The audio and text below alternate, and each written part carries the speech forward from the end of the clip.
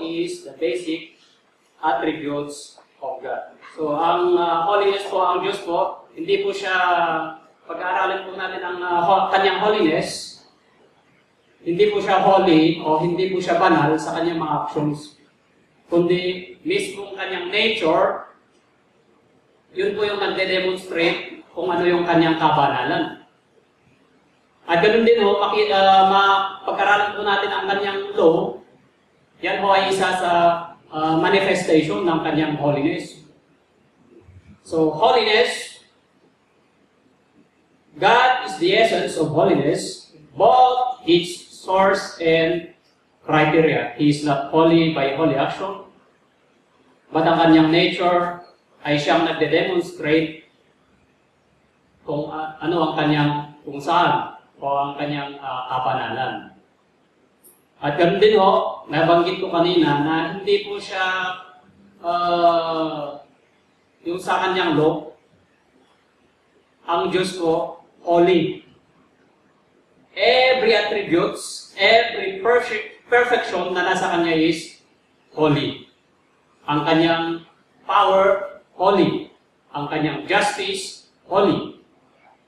Ang kanyang wrath, holy. So, lahat po ng perfection ng Panginoon, ang holiness naka-subscribe, nakakonect po dito lahat ng kanyang attributes, lahat po ng kanyang perfections. So, God is the source sa kanya mismo. Mismo ang kanyang nature ay banal. Yun ho ang unang point. At marami pong verses na mababasa po natin na nagsasabi ng ating Panginoon is holy. He is the source of all holiness.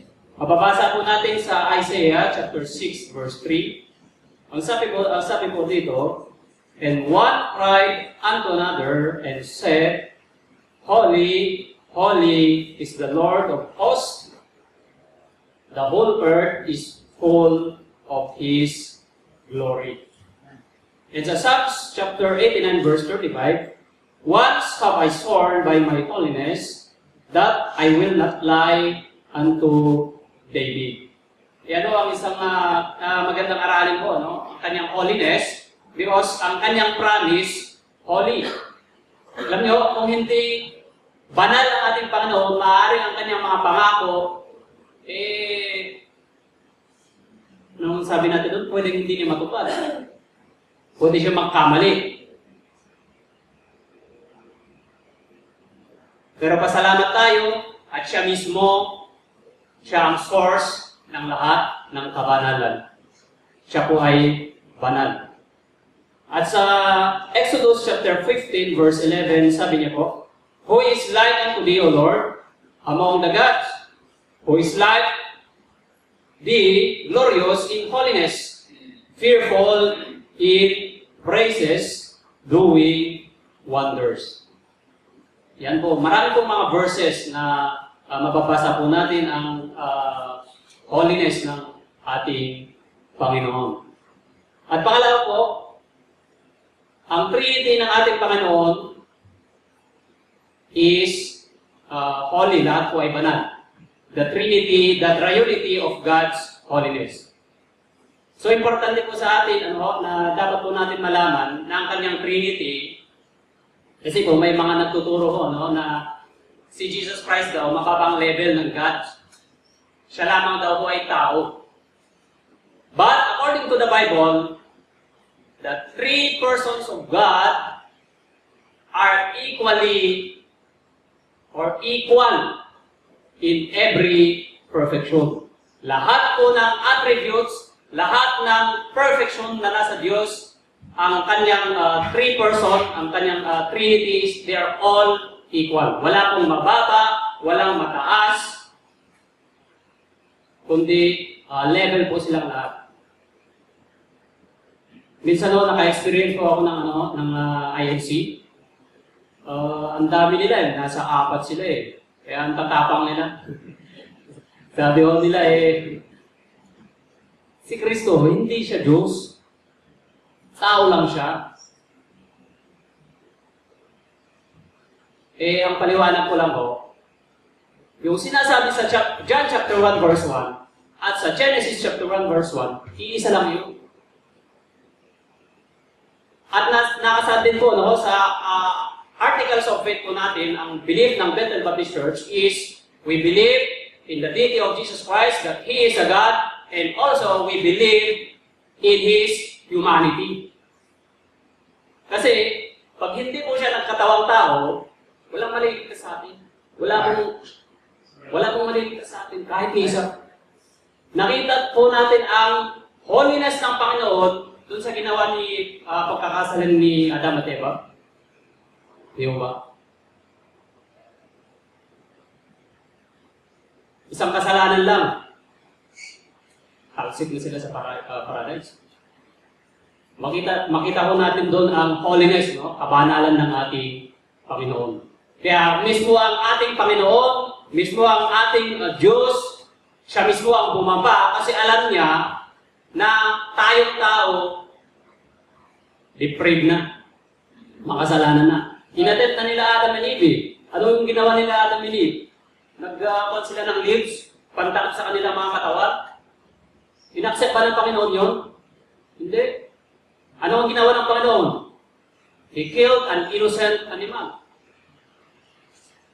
At mababasa po natin sa Genesis chapter 3, yun ang nakakalimutan ng mga taga-IMC, na sa Genesis pa lang, may prophecy na patungkol sa humanity ng ating Panginoon. Genesis chapter 3 verse 14, by the seed of the woman. At natupad po yun sa pagbaba ng ating Panginoon sa kanyang humanity. So we believe that Jesus Christ is God, and we believe that He came, ano yung sabi sa John chapter 1 verse 14, and the Word became flesh. Siya po ay nagkatawang tao para po tayo magkaroon ng kaligtasan. No? So, ganun po ang pinanggalingan ko isang simbahan, Trinity. Yung Trinitarian, sabi nila, UPC. So actually, nabaptize din po ako ng UPC, nung nasa Abra ako. Kasi uncle ko, pastor ng UPC. So ang teaching nila, iisa ang Diyos. Iisa ang Diyos, hindi tatlo. Oo. Nung nasa Abra ako, hindi pa ako naniniwala. Pag-aanong-ganon lang ako kasi wala akong pakialam sa Bible Basta nakikinig kung ano yung sinasabi nila. Okay lang, okay, alright. But since by the grace of God, napunta ako ng Banawe, doon ako namulat ng katotohanan. We believe that there is one God existing in three distinct persons. And these three are equal in all perfection. So, yun, hindi sila naniniwala sa Trinity ng Panginoon. Kaya tinawag nilang kanila sarili oneness. But glory to God, na ako po'y napunta sa Banawe, doon po ako na-convert. Hindi ko alam kung anong date. Natandaan ko lang kung anong taon yun, 2003. Diyan po ako na napatpat ng Banawe. At since that time, doon po ako na-involved sa ministry ng Panginoon. During that time, diyan po nagsimula yung persecution sa amin. Na kami po galing sa IBMA. At marami ng tulad ng kwento ko last Sunday, kami nasala. Pero sa Panginoon pa rin ang may taas sapagkat magandang effect yon kasi nakita talaga o natira yung mga tunay na mananampalataya. So to God be the glory. Kahit na minsan in my experience, habang inaaral ang mga salita ng Panginoon, minsan sa sitwasyon namin po sa Banawe, parang nasasabi ko sa sarili mo, parang hindi ako successful na preacher for how many years. But thanks to God, through studying His Word, sabi po niya sa kanyang banal na salita, i-give it the increase. Siya lamang ako nagbibigay ng increase. So, I'm happy to know na nagagamit sa kanyang gawain at isa sa mga nagpapalaganap ng truth from His Word, from the Bible. So, isa po dito na experience ko is ang kanyang holiness. Dito ko po na-experience at nakita ang kabanalan ng ating Panginoon. So, nung high school ako, palagi ako sa simbahan. Sa RC. Totoo pa nga niyan, sakristan ako nun eh. Sakristan. Nakita ko doon, nung nasa Panawe ako, awa, nakita ko yung mga kaklase ko, mga kasamahan ko, habang inaaral ko itong unity, holiness ng Panginoon, naawa ko sa kanila. Because parang ginawang pantakip lang yung Bible. Tapos pagtapos ng practice ng choir, pagtapos ng misa dyan, pag wala yung pare sa kumbento, yung mismong leader ng sakristan, tinatago pa lang alak. Grabe, no? So, God is equal, ang Trinity ng Panginoon, equal sa lahat ng perfection, no? Yan. So, ang difference po dito, ang hindi po nila maintindihan, minsan, is nagkakaiba lamang po sa office. Equal po sila sa lahat ng attributes, sa lahat ng kapangyarihan, perfection, pero sa office, doon lamang po sila nagkakaiba. At ang Father, he is the architect, the fountain. Yung plano niya, di ba mababasa po natin sa Bible na not my will, but thy will be done. Sabi ko ng ating Panginoong Jesus. At ang ating Panginoong Jesus, he is the channel, he is the only means.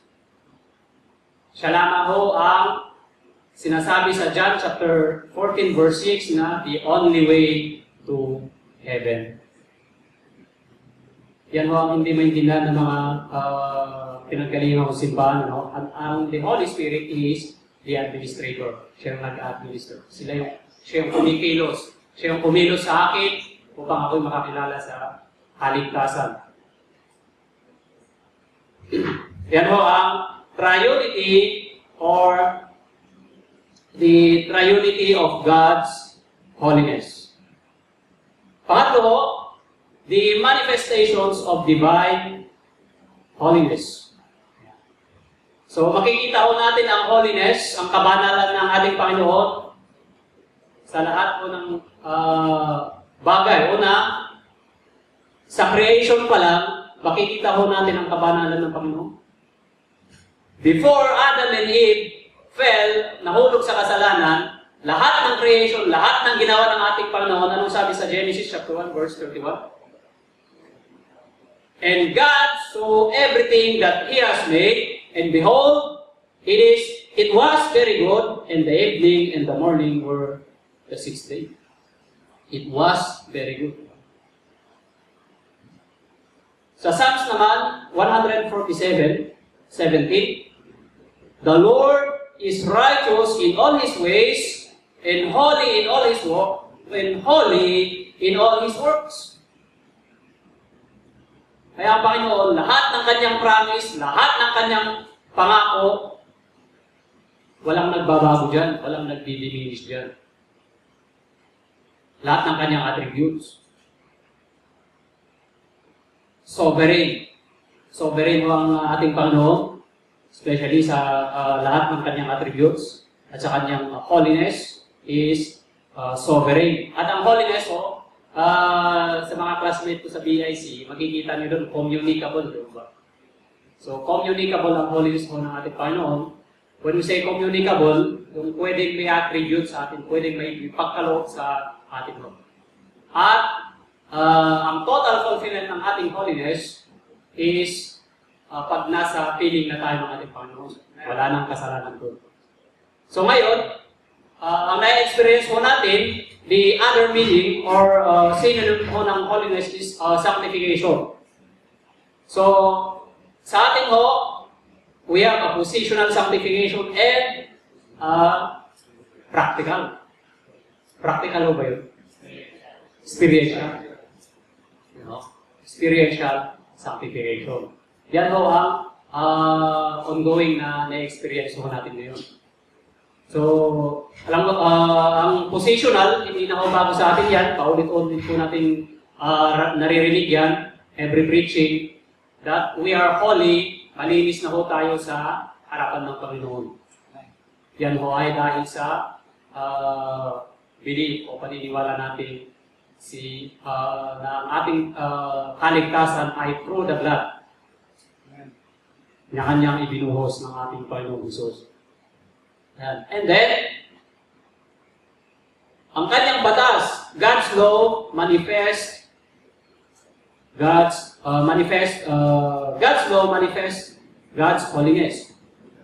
Sabi sa Romans chapter 7 verse 12, wherefore the law is holy and the commandment holy, just and good. So ang law ng ating Panginoon, ang kanyang moral law, yan, manifestation ho yan ng kanyang holiness.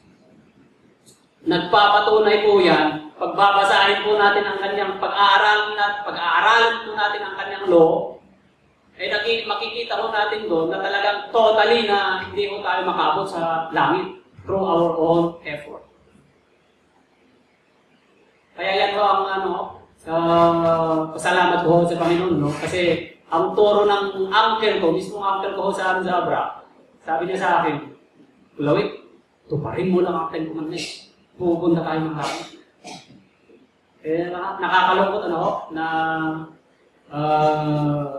pastor ng UPC, wala na ngayon. Iniwan ng pagkapastor. Hindi ko na alam kung saan ngayon. Huling balita ko, nasa Kalingaraw, nag-miminas, nag-aanap ng ginto.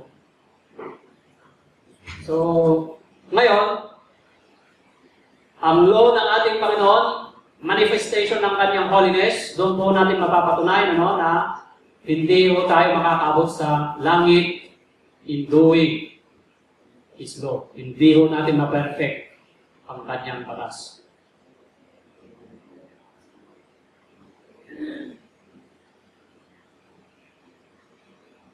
And then, redemption manifests God's holiness.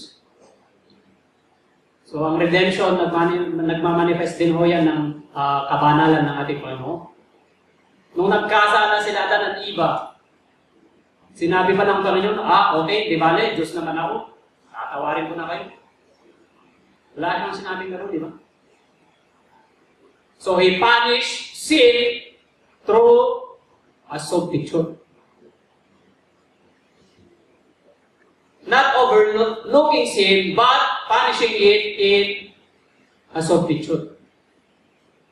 At ang substitute po na yun ay ang ating Panginoong Hesus.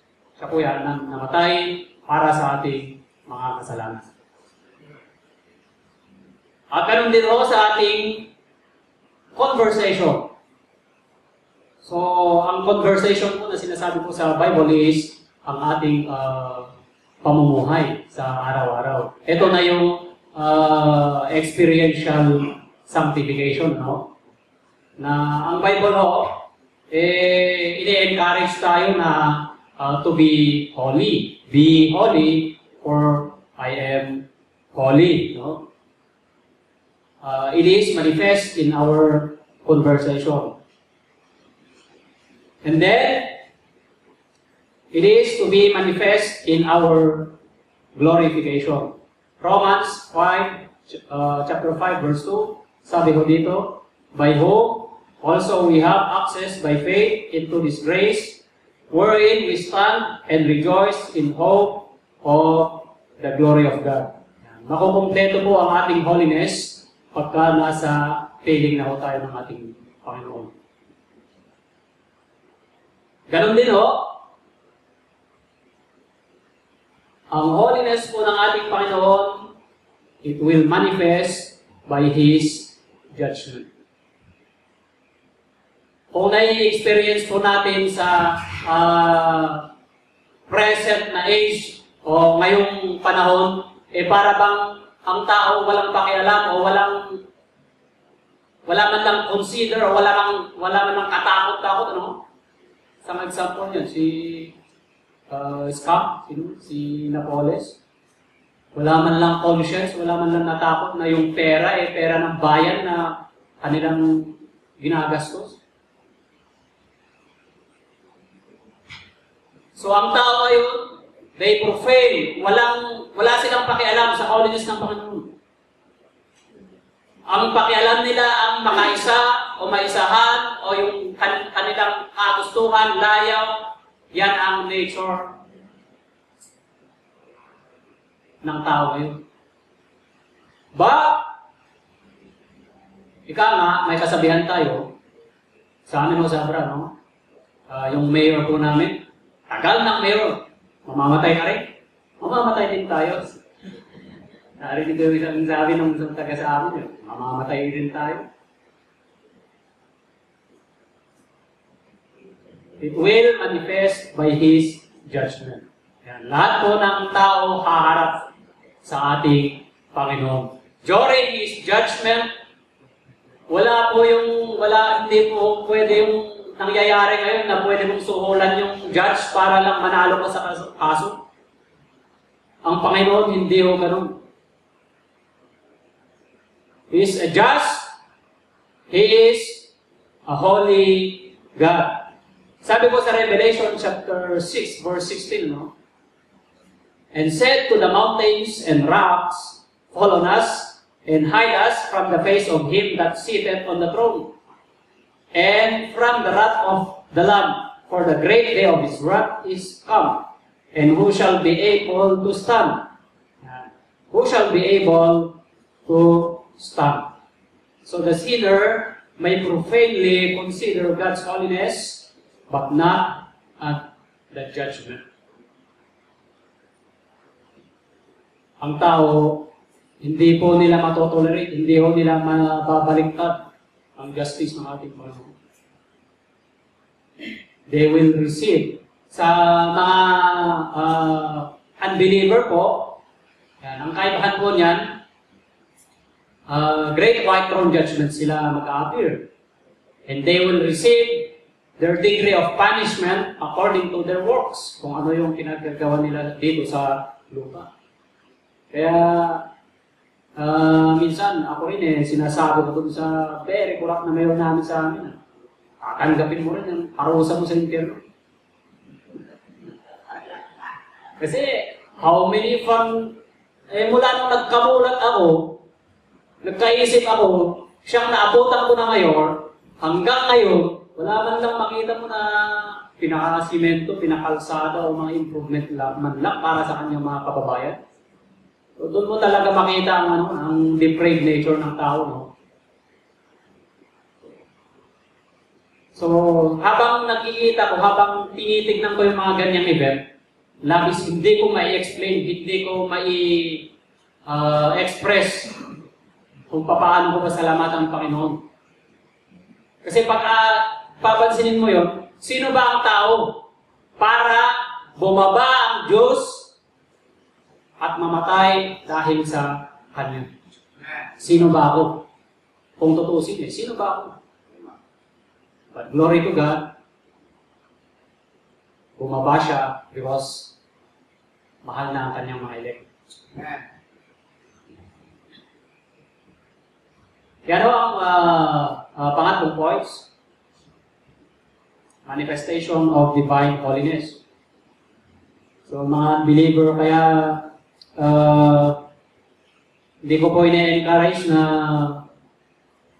yung imprecatory prayer. Kasi hindi ko gawain ng mga Kristyano yun. Ang mahirap na ang utos sa atin love your enemy ang command, love your enemy. Ang hirap nun, but by the grace of God, nagagawa ko natin yan. Yun ang miracle sa atin, no? Kahit na nasaktan tayo, kahit na ganun yung ipinakita sa atin, we have humble heart, na patawad na puso. At yan mo ang miracle na araw-araw na na-experience po natin. At nanggagaling po sa ating Panginoon yan. At finally, ito ang paborito ko sa part ng mga message. Finally, pag narinig yung finally, we are exhorted to be holy. Lahat po ng Kristyano, lahat po ng mababasa po natin na sa Bible, na ini-encourage tayo na mamuhay bilang mga anak ng Diyos, So mag-ingat po tayo, huwag po nating baliktarin. Sana po i-explain po natin sa mga unsaved loved ones natin. Pero kasi mayroon po silang paniniwala na ginagawa nila yung kabutihan para sila'y maligtas. Pero sa atin hindi ho. Ito lamang ko ay patunay na tayong mga binago, tayong mga sinangtified ng Panginoon, tayong mga sinet apart para sa Kanyang gawain, para sa Kanyang na siya lamang ho ang mag-glorify. Hindi ho natin ginagawa ang lahat ng kabutihan para maligtas. Yan ho ay charge po ng ating Panginoon sa atin. 1 Timothy chapter 2, verse 8. Sabi ho dito, I will therefore that men pray everywhere, lifting up holy hands, without wrath and doubting. Yan o, ang mga verses na nag-encourage ko sa atin na to be holy.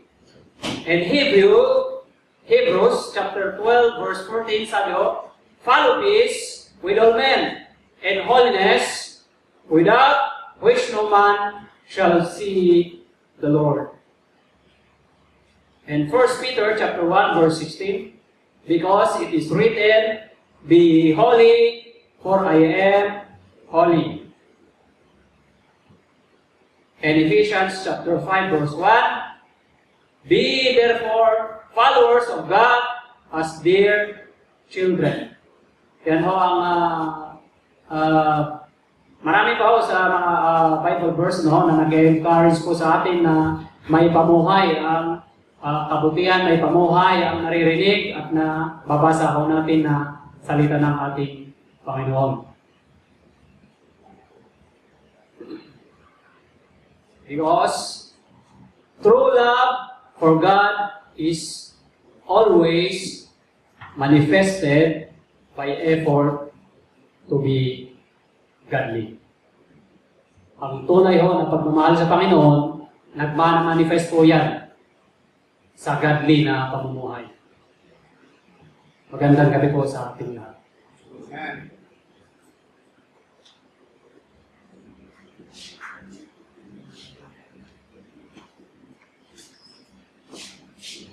Siya po kinakabahan. Tayo po ay manalangin at salamat sa salita ng Diyos na pinahagod mo sa akin. Let's pray naman. Kapag nangyari sa lahat, hindi kami o Diyos na patasal ng hindi mo hindi kami ng isang repressing para sa salita ng Panginoon. Salamat sa nagagawa ng tulong sa lugar po ng Hanawi. Pagkalaan mo si Diyos. Ang kaya sa pangunguna po sa lugar po ng Mountain Province. Ang kindergarten and spread the word of God sa lugar po ng Yan na pagkalaan po kami bilang isang participant ng pagkabahagi sa presyon ito.